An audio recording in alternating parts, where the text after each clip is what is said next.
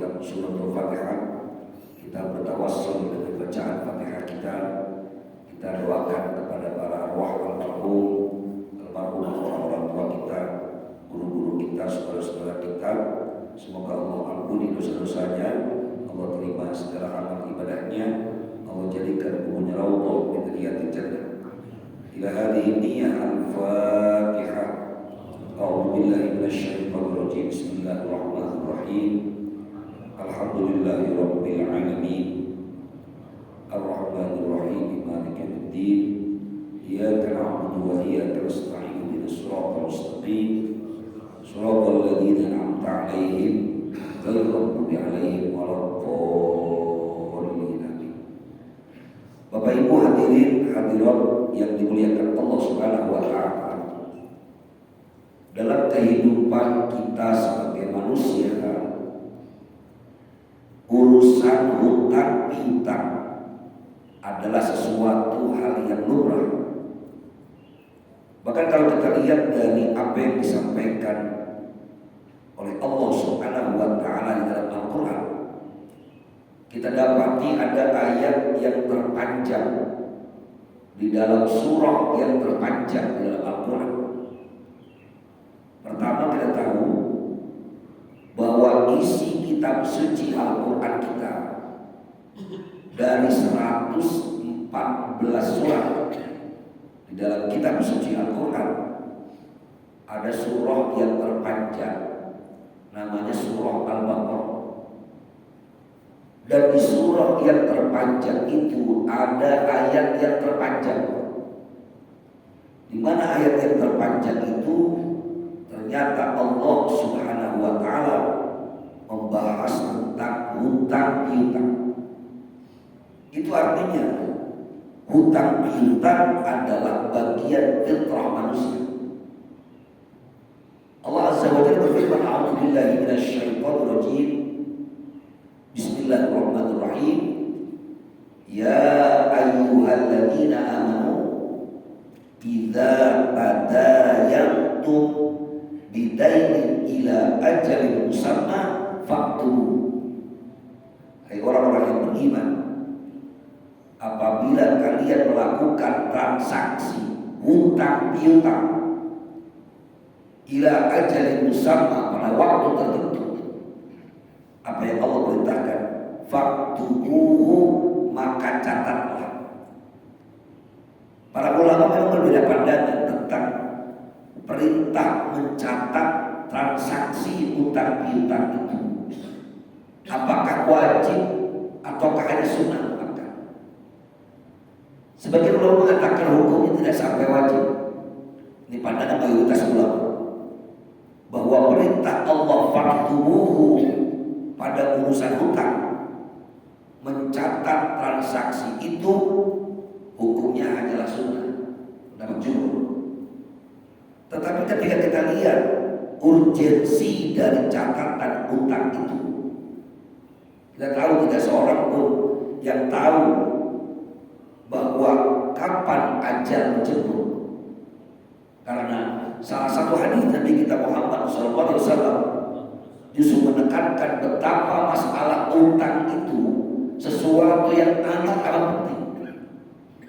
Jadi Islam memandang persoalan orang yang punya hutang hal yang sesuatu yang wajar, bukanlah hal yang aib ketika seseorang itu punya hutang. Tetapi yang dilarang dalam Islam adalah orang yang punya hutang namun ia tidak membayar hutangnya padahal dia mampu membayarnya. Itu sebabnya perintah untuk mencatat, karena kepentingan bahwa hutang itu harus dibayar. Salah satu hadis dari Nabi kita Muhammad SAW, An Abi Hurairah radhiyallahu anhu qala, anna Nabiy sallallahu alaihi wasallam qala, nafsul mu'mini mu'allaqatun bidainihi hatta yuqda anhu. Ini bahayanya hutang. Apa kata Nabi kita Muhammad SAW? jiwa seorang mukmin itu mu'allaqatun bidaini, bergantung karena sebab hutangnya, hatta yuqda anhu, sampai hutangnya itu dibayar. Apa makna hadis ini? Ai amruha mauqufun la yukamu laha binajatin wala bihalakin. Yang dimaksud hadis mu'allaqatun, nasib seorang mukmin kelak ketika ia meninggal dunia mauqufun, terhenti, belum dihukumi apakah tempatnya di surga atau neraka. Au mahbusatun anil jannah, atau menurut ulama penjelasan hadis ini, orang yang tadinya akan dimasukkan ke dalam surganya Allah Subhanahu wa taala gara-gara hutang yang belum dilunasi, dia tertahan untuk masuk ke dalam surganya Allah Subhanahu wa taala. Nah, karena memang sangat pentingnya seseorang untuk urusan hutangnya, maka mencatat menjadi hal yang juga amat penting. Apalagi ada kaidah sesuatu yang memang menjadi wasilah, hal yang menjadi persoalan yang wajib, ma la yutimul wajib illa bihi fahuwa wajib. Sebuah sarana yang bisa menyempurnakan sesuatu yang menjadi wajib, maka sarananya pun bisa berubah menjadi wajib. Karena kalau tidak ada catatan, orang akan sulit. Ini sampean orang tuanya punya hutang sama saya, orang tua kamu udah meninggal, tapi dia punya hutang sama saya. Nah, terus mana buktinya, Pak? Ya enggak, waktu itu hutangnya pulang ngaji dari masjid subuh-subuh, bisik-bisik di pengajian, nanti pulang pengajian aku pinjam uang dulu 100 biar silaturahim gak putus. Gak ada bukti, gak ada. Ada saksi, gak ada juga. Maka bagaimana mungkin keluarganya akan bisa membayarnya tanpa ada bukti tadi? Ini pentingnya makna faktu. Bapak saudara dimuliakan Allah Subhanahu wa taala, Islam memandang bahwa transaksi utang piutang dalam Islam ini adalah bagian dari muamalah yang masuk dalam konsep ta'awun. Sebagaimana firman Allah Subhanahu wa taala, wa ta'awanu 'alal birri wat taqwa wa la ta'awanu 'alal itsmi wal 'udwan. Saling tolong menolonglah kalian dalam kebaikan dan takwa. Wala ta'awanu 'alal itsmi wal 'udwan, dan jangan saling tolong menolong dalam perbuatan dosa dan permusuhan. Karena konsepnya at-ta'awun, maka orang yang memberi hutangan, Nabi kita Muhammad SAW memberikan satu motivasi, man yassara ala muqsirin yassarallahu umurahu fid dunya wal akhirah. Hadis sahih. Kata Nabi kita Muhammad SAW, siapa orang yang memberi kemudahan kepada orang yang dalam keadaan kesulitan, maka Allah akan mudahkan urusannya di dunia dan di akhirat. Bahkan hadis sebelumnya, siapa orang yang memberikan solusi kemudahan kepada orang yang sedang mengalami kesulitan, karena orang yang hutang pasti mengalami kesulitan, Allah Azza wa Jalla akan memberikan solusi kemudahan pada kesulitannya kelak di hari kiamat. Bahkan Allah akan senantiasa menolong hambanya ketika ia menolong saudaranya. Bahkan Bapak Ibu hadirin Allah, dalam hadis yang lain Nabi menyebutkan pahala memberi hutang itu bandingannya 18 kali lipat. Pernah ada satu riwayat Rasulullah SAW dalam pelaksanaan perjalanan Isra Mi'raj beliau, Nabi melihat di pintu surga tertulis, orang yang sedekah Allah lipat gandakan pahalanya 10 kali lipat. Sedangkan orang yang memberi hutang, Allah Azza wa Jalla lipat gandakan pahalanya 18 kali lipat. Nabi bertanya kepada malaikat Jibril, wahai Jibril, bagaimana mungkin orang yang sedekah dengan orang yang memberi hutang pahalanya kok lipatannya lebih banyak memberi hutang? Padahal orang yang bersedekah berarti wanita secara matematika manusia. Tapi orang yang memberi hutang uangnya akan kembali. Ternyata jawabannya sangat logika sekali. Orang yang menerima sedekah belum tentu dia perlu. Tetapi ketika orang sudah meminjam, sudah barang tentu dia membutuhkannya. Karenanya konsep pemberian yang terbaik adalah kepada orang yang membutuhkan. Apalagi kalau sampai ada orang yang punya hutang pada kita, kemudian karena dia tidak mampu membayarnya, kita menyedekahkannya. Al-Quran menyebutkan dalam satu ayat, wa in kana dzu usratin fanadhiratun ila maisarah. Wa in kana dzu usratin, apabila seseorang yang punya hutang dalam keadaan miskin, gak mampu bayar, Allah Azza wa Jalla mengajarkan fanadhiratun ila maisarah, tunggu sampai dia punya kemampuan.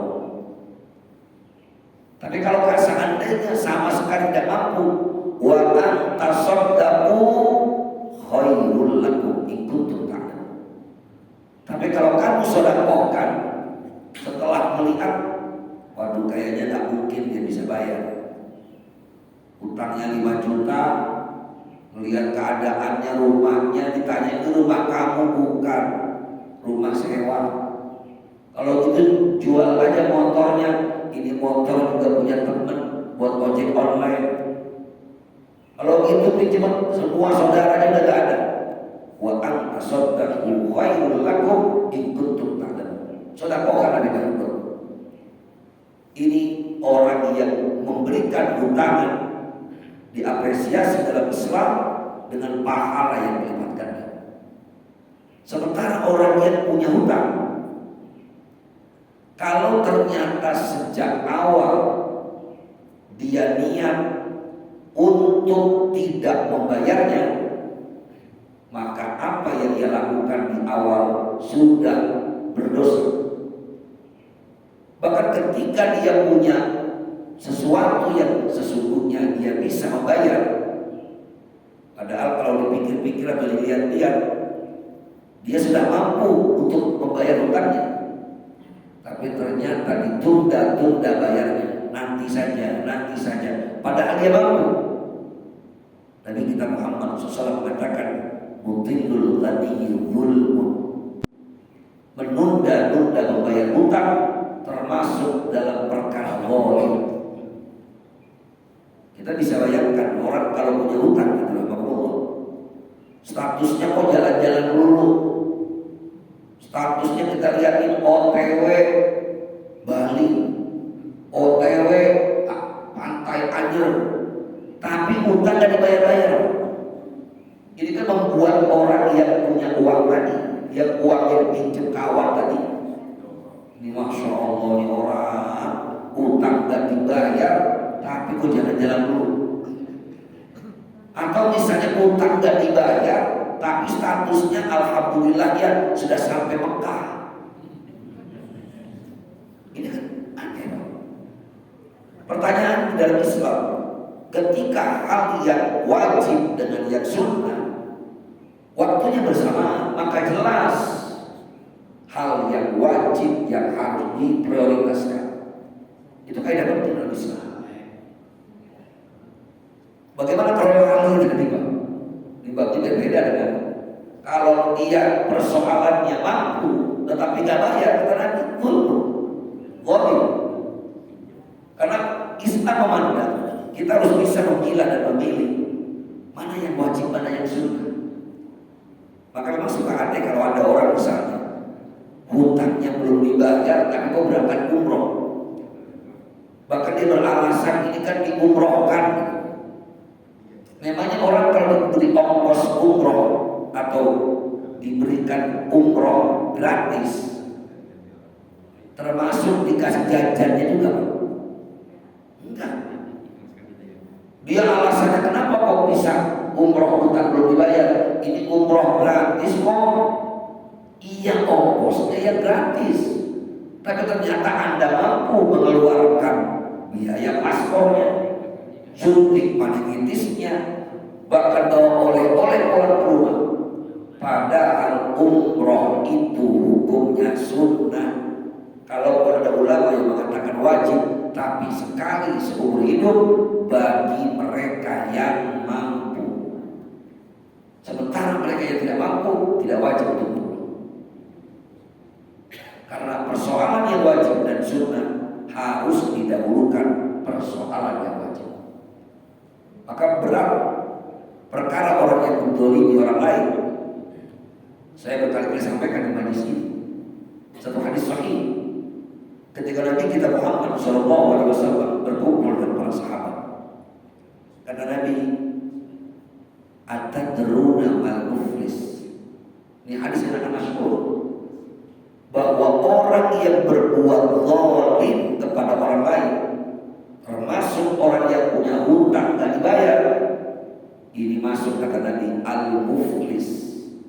Nabi tanya kepada para sahabat, tahukah kalian siapa itu orang al-muflis? Orang yang lain, isim fa'il, aflas muflis. Siapa itu orang yang bangkrut? Sahabat menjawab, ya Rasulullah, bagi kami orang yang bangkrut itu al-muflis wa indana. Orang yang bangkrut itu bagi kami adalah orang yang gak punya uang, gak punya aset, habis semua, bangkrut. Faqala la. Nabi kita Muhammad SAW menjauhkan al-muflisu min ummati.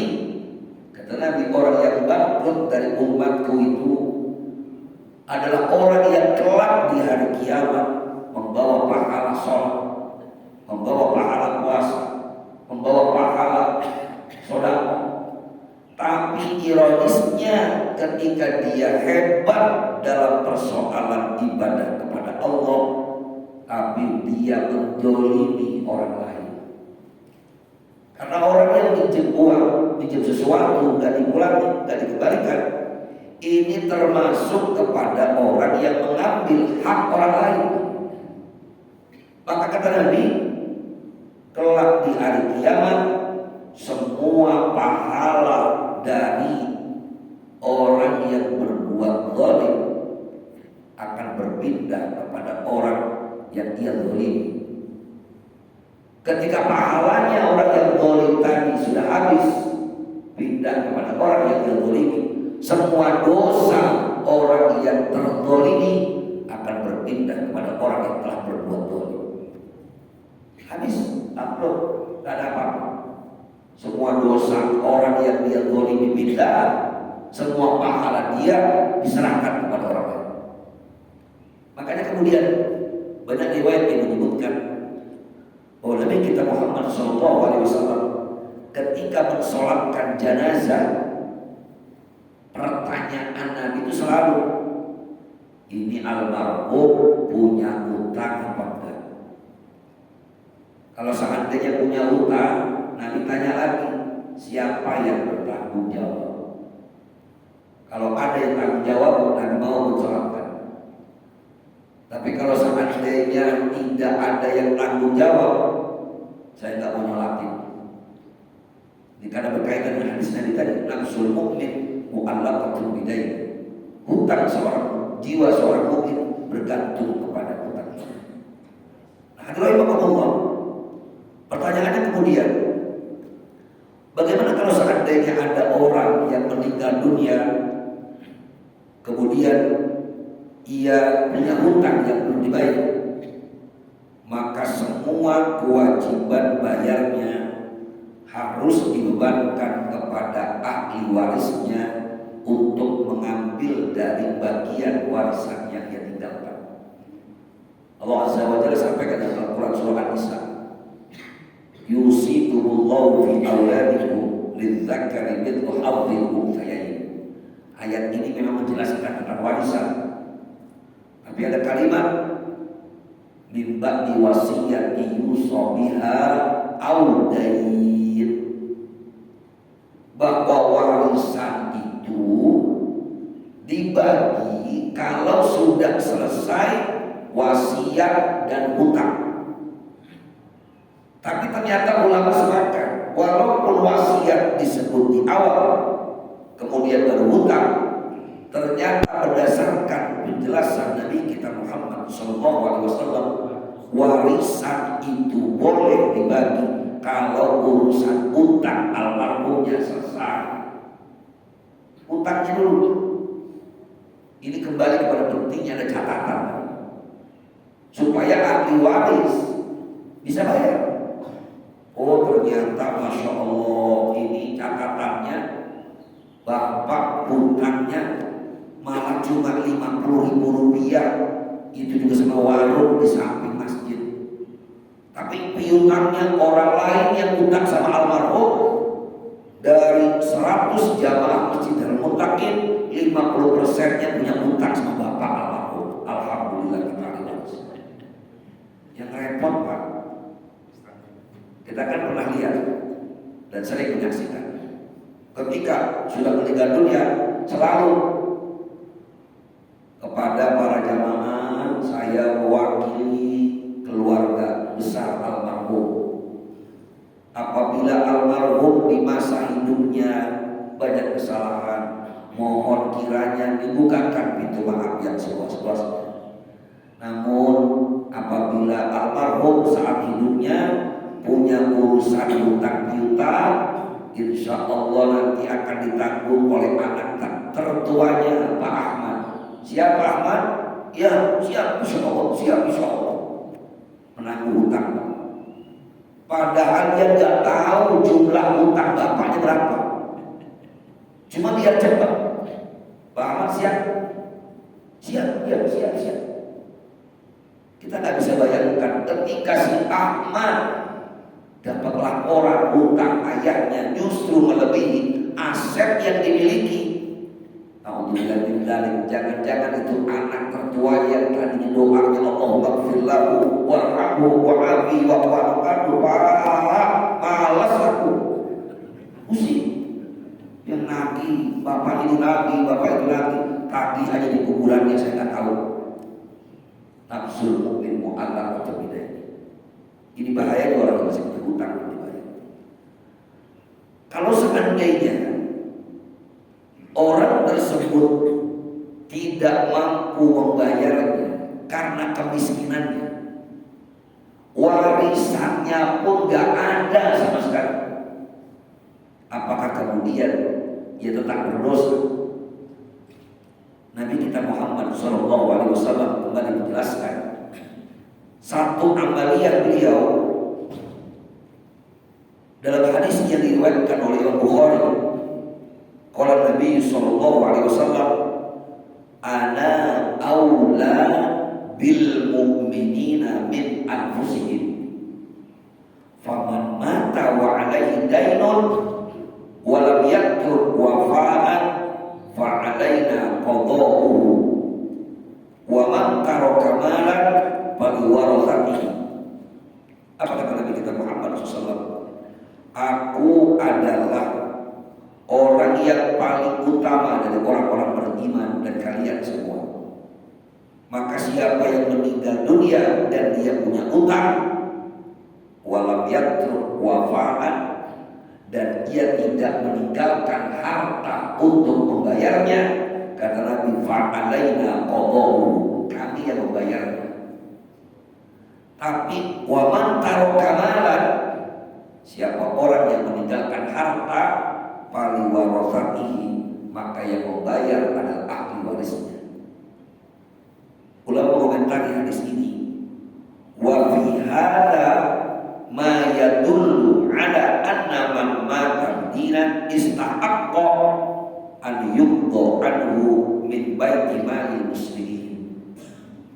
Dari hadis ini menjadi dalil bahwa kalau ada seorang mukmin meninggal dunia punya hutang dan dia tidak sanggup membayarnya, maka dia berhak menerima pembayaran hutangnya dari harta kaum muslimin. Wa yukhadhu min sahmil gharimin a'adi masarifiz zakah, dan itu bisa diambil dari dana zakat. Ini juga yang sering terlupakan oleh kita. Biasanya dana zakat yang kita cari cuma al-fuqara wal masakin wal amilin. Fakir nomor 1, miskin jelas. Nah yang ketiga wal amilin, amil. Walaupun seringkali saya bahas amilnya amil jadi-jadian, amilnya nggak ada SK-nya, dibentuk cuma setahun sekali, malah jatahnya banyakkan amil daripada fakir miskin. Padahal dalam At-Taubah ayat 60, innamas shadaqatu lil fuqara wal masakin wal 'amilina 'alaiha wal mu'allafa qulubuhum, ada wal gharimin. Siapa itu al gharimin? Orang yang punya utang gak bisa bayar. Harus ada kalimat gak bisa bayarnya.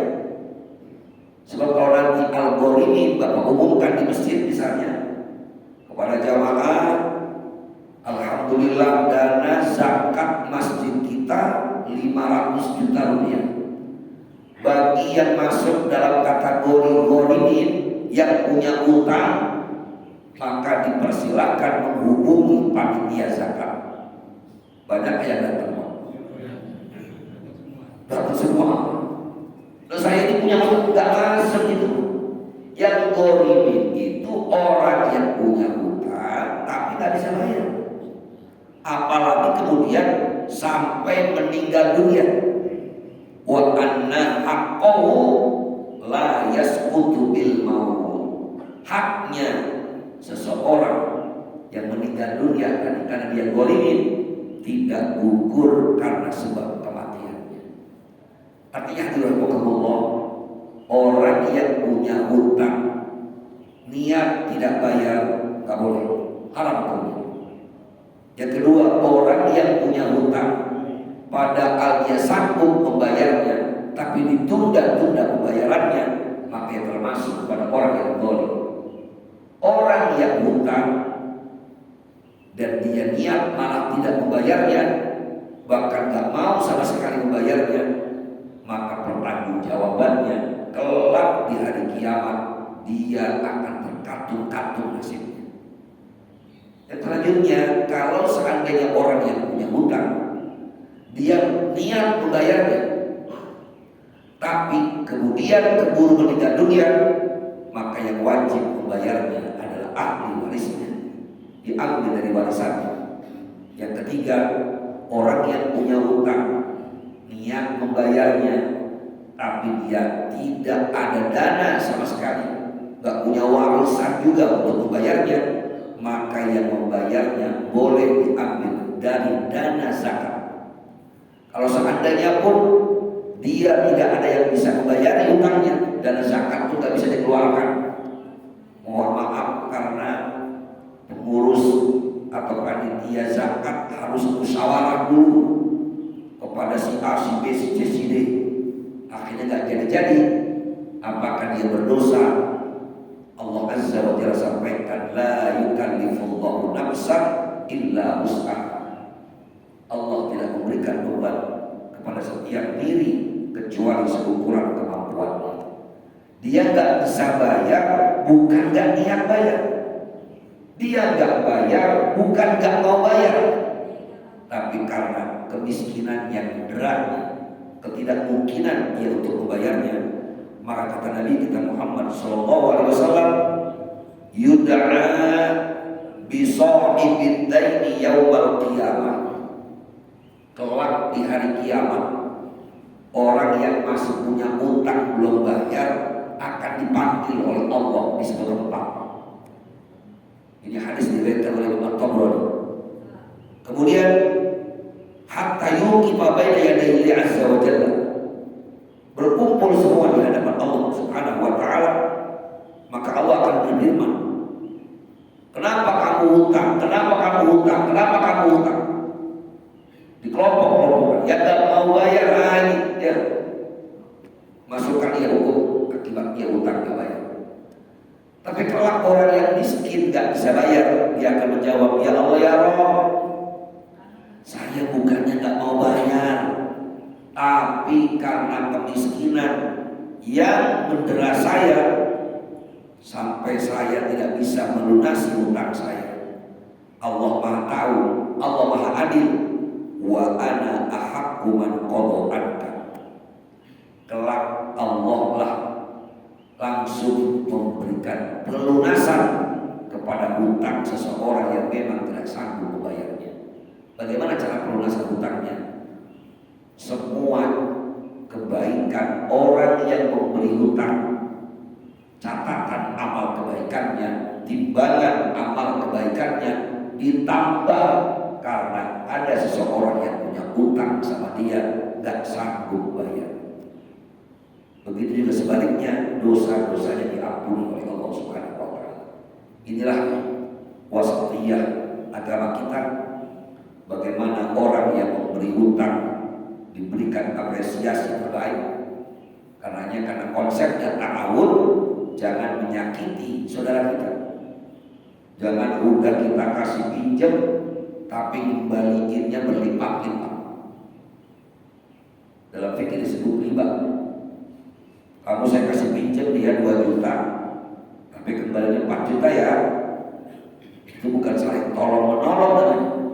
Karena ada orang yang berzalimi, ada orang yang punya untung sendiri. Saya mengistilahkan nyolong-menyolong, bukan tolong-menolong. Pinjam 2 juta, balik 4 juta, gimana mungkin? Termasuk orang yang nagih utangnya sampai berkata-kata kasar. Kenapa tidak ada kalimat-kalimat yang lemah lembut, kalimat-kalimat yang pantas?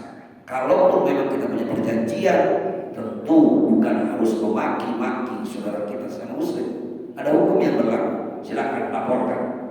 Karena dia telah berlaku zalim, tidak membayar utang. Inilah para hadirin, Bapak Ibu yang dimuliakan Allah Subhanahu wa taala. Mudah-mudahan kita semua diberi kemudahan oleh Allah Subhanahu wa taala dalam urusan dunia maupun urusan akhirat. Yang punya berlebih semoga bisa membantu saudara kita yang lain. Yang punya hutang, kita berdoa bersama mudah-mudahan sepulang dari majelis taklim subuh ini, insya Allah hutang-hutang kita lunas semuanya. Aminnya kencang juga ya. Karena kita semua aminnya berarti kita punya hutang semuanya. Mudah-mudahan hutangnya yang masih punya hutang diberi lunas oleh Allah Subhanahu wa taala. Itu saja yang dapat saya sampaikan, semoga bermanfaat dan saya mohon maaf jika ada kekurangan dan kesilapan. Seperti biasa mungkin ada yang ingin ditanyakan atau didiskusikan, saya persilakan. Adallahu wa iyyakum ajma'in. Wassalamualaikum warahmatullahi wabarakatuh. Ya.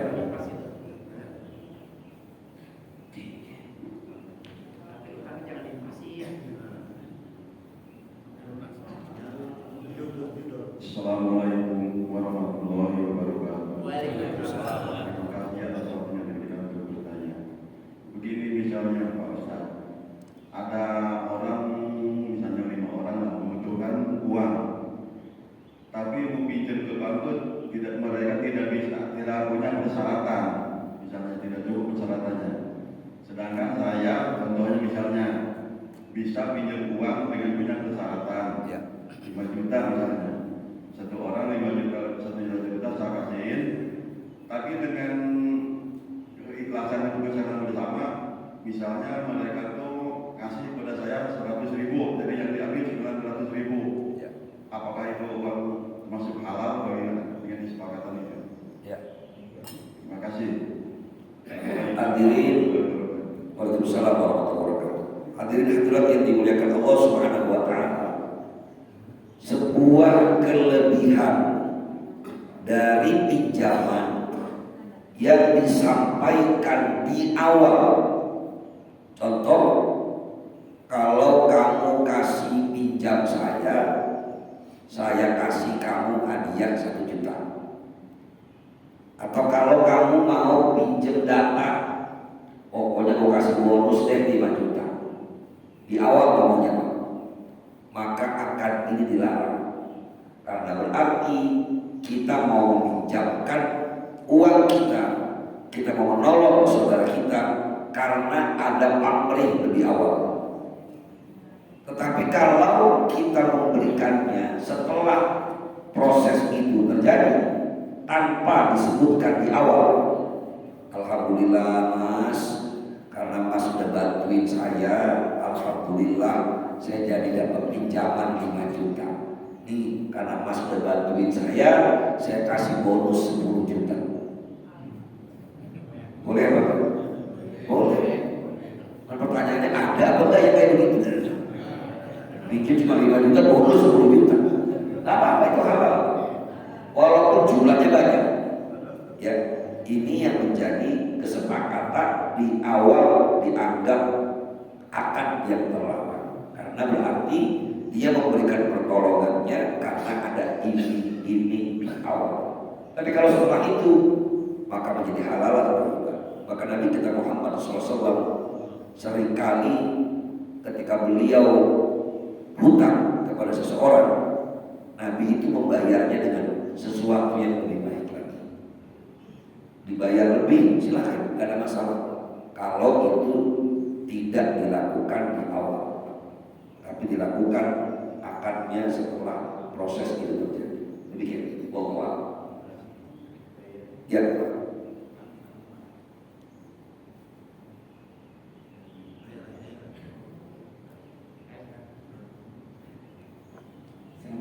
Assalamualaikum warahmatullahi wabarakatuh. Assalamualaikum. Saya mau nanyakan utang janji. Ya. Misalnya begini Ustaz, ada saudara mau nikah. Nah kakaknya ini mungkin berjanji mau membantu, tapi pas sudah selesai itunya acaranya dia enggak memberikan. Itu bagaimana hukumnya? Terus apakah perlu diingatkan atau bagaimana? Terima kasih. Adalah Allah, al-wa'du dainun. Janji itu dianggap hutang. Allah sampaikan dalam Al-Quran, wa aufu bil ahdi innal ahda kana mas'ula. Penuhi janjimu, karena sesungguhnya janji itu akan dimintai pertanggungjawaban di hadapan Allah. Bagaimana cara kita?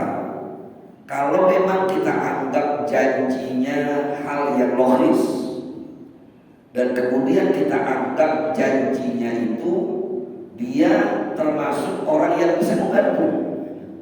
Kalau janji cuma nak atau dek, nanti kalau kamu nikah, insya Allah kakak bantu. Mudah-mudahan ada rezekinya. Insya Allah pasti. Kalau tahu kita lihat, aduh, ini AA mau ngebantuin tapi kelihatannya lagi pusing banget, anaknya belum bayar SPP, kemudian istrinya udah sakit-sakitan dulu. Ya sudah, itu kan perjanjian, mungkin dia memberikan motivasi kepada adik, memberikan satu janji bahwa ini loh perhatian seorang kakak kepada adik. Tapi ini kita lihat seperti itu. Maka janji seperti ini walaupun disebutkan utang, tentu berbeda dengan utang yang tadi. Karena ini bagian dari keinginan niat baik. Apakah pantas untuk diingatkan? Ya, silakan. Kita ingatkan saja. Gimana sih kata kemana mau jadi? Astagfirullahaladzim. Makasih diingetin. Kakak yang baik. Tapi kalau kakak diingetin, kakak lihat mau jadi apa janjinya sih? Makanya mendingan kalau janji itu harus dicatat. Apalagi janji pejabat harus dicatat. Kota dewan, gubernur harus. Karena kadang-kadang kalau udah janji suka lupa. Udah janji itu utang akan akan dimintai pertanggungjawaban kelak di hadapan Allah. Kalau kamu ya Allah, iya betul saya punya janji ya masih pulang, tapi saya mau realisasikan kondisinya nggak memungkinkan, ya nggak masalah. Jangankan hutang janji, hutang yang sebenarnya pun kalau memang itu kita nggak sanggup bayarnya nggak akan jadi masalah. Yang penting jangan terlalu sering mengobrol janji. Karena orang yang sering mengobrol janji, sering janji, biasanya juga sering bohong. Apalagi dikit-dikit istrinya ngambek, tenang mah, apa beliin motor lu. Besoknya lagi udah kalau mama sakit dulu, besok apa beliin pokoknya kalau mama sehat, kita ke pasar, kita ke toko emas, gelang kalung tinggal pilih. Udah sembuh, lupa lagi. Ini akibatnya menjadi bukan janji. Sebaiknya kalau memang tidak bisa merealisasikan, tidak usah janji. Berbeda hal lagi dengan nazar.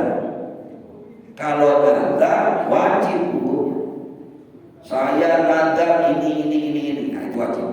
Tapi kalau janji apa yang menggunakan kalimat insya Allah dan tidak ada halangan untuk kita untuk melaksanakannya, tidak menjadi dosa yang harus kita laksanakan. Tetapi tetap sebuah janji akan diminta pertanggungjawaban di hadapan Allah. Allah bikin. Baik Bapak Ibu, hadirin hadirat rahimakumullah, semoga kajian kita di kesempatan pagi hari ini bermanfaat dan mari bersama kita tahqiqkan majelis ilmu yang mulia itu bersama bacakan doa ila hadhihi niyyah al-Fatihah. A'udzubillahi minasyaitonir rajim. Bismillahirrahmanirrahim. Alhamdulillahirabbil alamin arrahmanir rahim maliki yaumiddin. Iyyaka na'budu wa iyyaka nasta'in ihdinas siratal mustaqim siratal ladzina an'amta 'alaihim ghairil maghdubi 'alaihim waladdallin. Allahumma amin ya rabbal alamin. Wassallu ala sayyidina Muhammad wa ala ali sayyidina Muhammad. Allahumma ighfir lana dhunubana wa liwalidina wa limasyayikhina wa liman hadarana wa liman qaba'ana wa jami'il muslimina wal muslimat wal mu'minina wal mu'minat al-ahya'i minhum wal amwat. Rabbana taqabbal minna innaka antas samiul alim wa tub 'alaina innaka antat tawwabur rahim. Rabbana hab lana min azwajina wa dhurriyyatina qurrata a'yun waj'alna muttaqina imama. Rabbana atina fid dunya hasanah wa fil akhirati hasanah wa qina adzabannar. Wa sallallahu ala sayyidina Muhammadin nabiyil ummi wa ala alihi wa sahbihi wa sallam. Bi subhana rabbika rabbil izzati amma yasifun wa salamun ala mursalin walhamdulillahi rabbil alamin. Subhanakallahumma wa bihamdika asyhadu an la ilaha illa anta astaghfiruka wa atubu ilaik. Wassalamu alaikum warahmatullahi